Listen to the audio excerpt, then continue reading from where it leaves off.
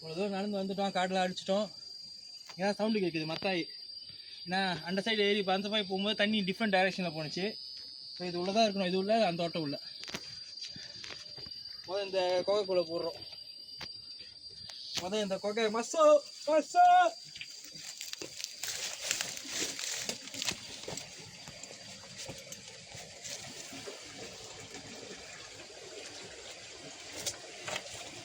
இது கீழேண்ணா அதான் சொல்லுங்கள் அங்கே தான் அங்கே தான் சொல்லுங்க எங்க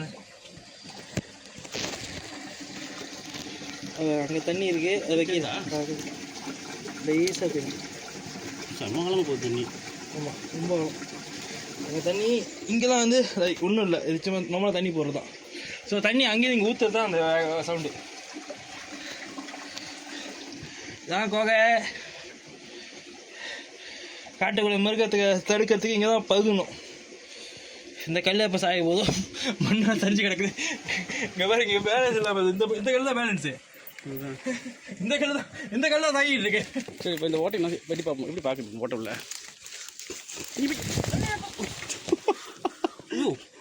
சூப்பர் ஓட்டை இருக்கா? ஒன்று ஓடிட்டு தான் இருக்கு. இங்கே ஒரு ஓட்டை.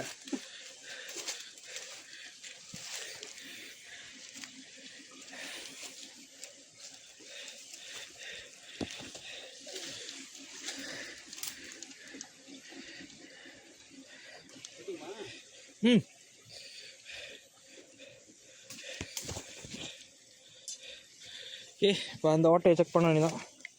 tengoklah Kasih bersih dulu bang. Masuk tengok.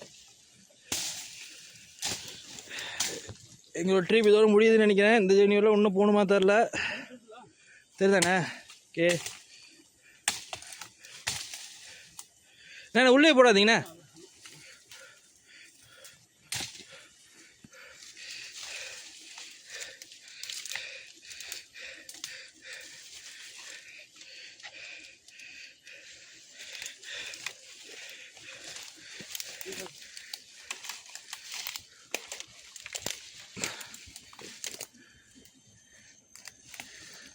இதில் சின்னோண்ட தண்ணி அவ்வளோ பெரிய ஆறாகுது.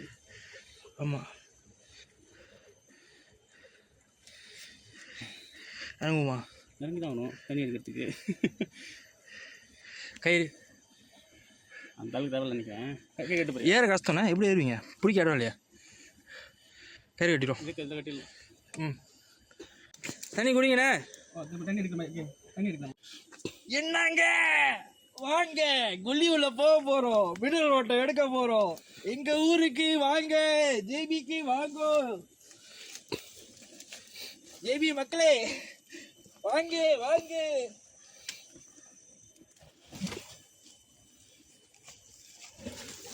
அந்த கல்லை மிதிக்காது, அங்கேருந்து தண்ணி வருது.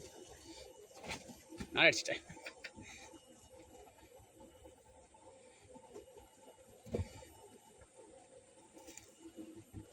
ஓகே நிப்பாட்டுறேன். முடிச்சு இல்லை இல்லை